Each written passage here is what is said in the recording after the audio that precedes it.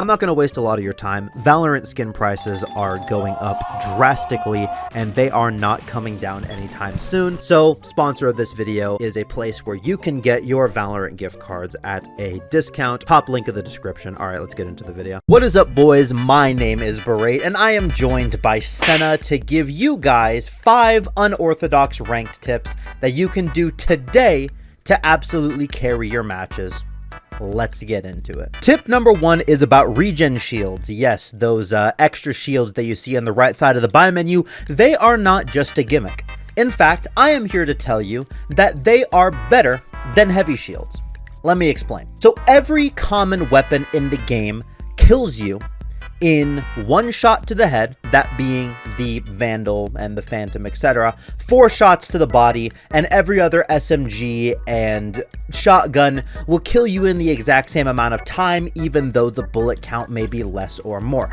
Point being, the only thing that heavy shields give you more survivability to than regen shields is Phantom 140s and outlaw shots. And let's be completely honest here, how many times are you really dying to a Phantom 140 or an outlaw shot in a ranked game? In your last 10 ranked games? In your last 100 ranked games even? It's not even close. But the upsides of having the complete economic benefit of regen shields and the fact that they are less expensive and the fact that they negate chip damage as a whole due to the fact that they absorb 100% of the damage without chunking into your health when you take damage, and they regenerate over time, it is a no-brainer that regen shields are simply just the better option. Now, I'll note I'm an advocate for nerfing regen shields because of how good they are, but until Riot does something about it, might as well abuse it, right? What is going on, guys? My name is Sena, and I'll be covering the next tip. Tip number 2 is to not be afraid of playing passive on a Duelist. A lot of Duelist mains, especially in low elo, just think fight, fight, fight constantly and forget that a lot of times it's actually a better play to let the enemy team run into you. Duelists like Jett and Reyna can get out of bad positions very quickly, which means that posting up on an off angle and waiting for someone to peek into you could grant you a better advantage than just pushing out a main choke point hoping to get a lucky shot. This is something I think about and apply constantly, so just because you're on a Duelist doesn't mean you can't take your time and slow things down. Tip number 3 is going to be talking about something a little bit unorthodox, but it can really work on any character. Now, I'm on Waylay, but it works for anyone, and that's going to be late Mid Lurks. Let's talk about them a little bit. Imagine this. You're playing, you're entering on site, about 30 seconds into the round, after you get sight, you're clear. You clear out this, clear out this, clear out this, and then right before your thing's about to run out, you just pop back here and walk up mid. This will throw so many people off, and I am not exaggerating the amount of rounds you will win just by doing this simple strategy, and this works for any map too. I'm just picking Corrode and Waylay because that's really what the character is best for, but this works on any map. You could walk up B on Ascent, kill 3 people, and then just start walking up mid, walk up B on Ascent, get absolutely clapped, and just walk up mid 30 seconds into the round. Point being, Mid Lurks are not just for Sentinels, and Mid Lurks are not just for the very start of rounds.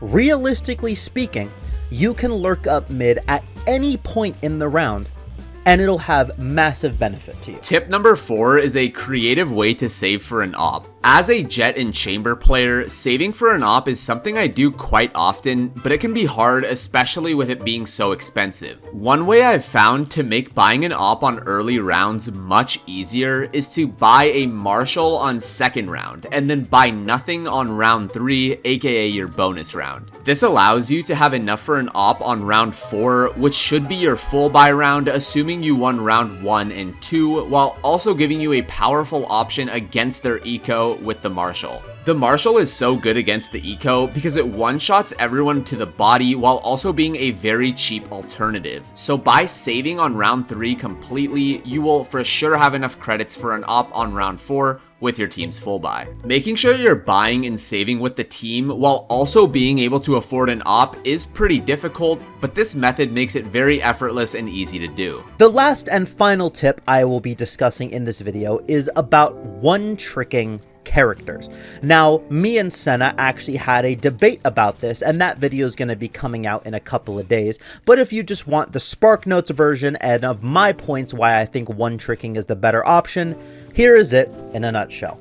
So my first point when tackling this subject does stem from watching a lot of people one-trick their agents. If you think of people like Dr. Freeze, people like Flexinja on Omen, or people like Boney on Deadlock, or people like Ziptie on Yoru, or people like Grumpy and Temid on Neon, you look at these one-tricks and they seem to be absolutely cutting through their ranked lobbies with absolute ease, and it just comes second nature to them. Then when you try and copy what they do in your games, you kind of fall flat on your face. And the reason being is they just have more experience on the agent than you. Now, looking at them and saying, oh, well, they're just them, they're just better, isn't really a good thing to go off of, and let me prove it.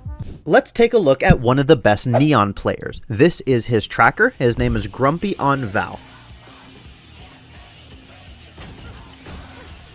Needless to say, he's pretty good at Neon. Now, it seems as if he has a couple of extra hours on a couple of other agents rather than Neon, but take a guess on how many hours he had to pump into just Neon alone to get as good as he is today. Couple hundred? Maybe 500? 1,203 hours played with Neon, over 2,000 matches of competitive. That is a lot of time. 1,203 hours equates to about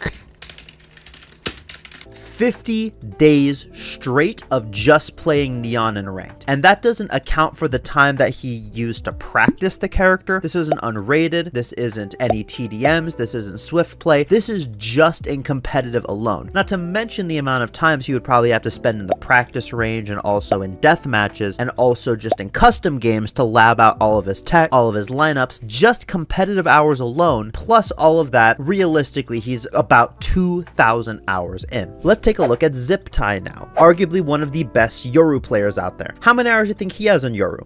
Well, Grumpy has roughly 1,000 hours on Neon. This guy has 2,185 hours on Yoru, 3,905 matches played. That is absolutely insane.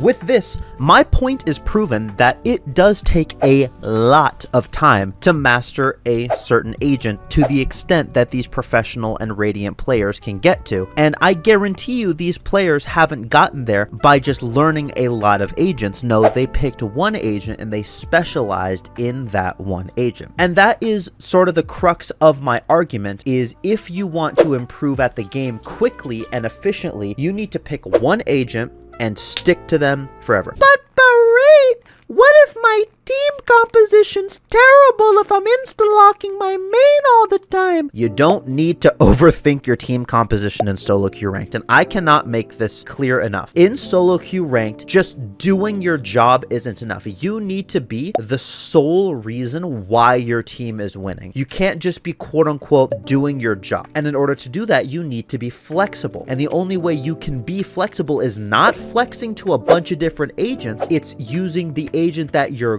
good at to flex to other roles that your agent can fill. But Barrett, my teammates get mad at me if I insta-lock Duelist. My teammates get so mad at me. Use your performance to shut them up. If you are really, really good at a character and you are the reason why your team is winning, they will have no reason to flame you. Use your performance to shut them up. If you are confident in your agent, you don't need to worry about the social aspect of it. That is going to be doing it for this video. As always, if you enjoyed, please feel free to leave a like and subscribe, and also drop a comment down below. I read every single one of the comments, and it is always great to hear what you guys think of these videos. Massive shout out to Sena for the collab. All his stuff will be in the description, and of course the obligatory coaching plug. If you like the information that I give and the way that I present it, please consider buying my coaching. It is actually 15% off from now until December 6th. So if you want to get yourself an early Christmas present, or you just want to improve at the game rapidly, Medify link is in the description. With all that being said, this has been Barrett, and remember to brush your teeth today, because I think I forgot. Bye-bye.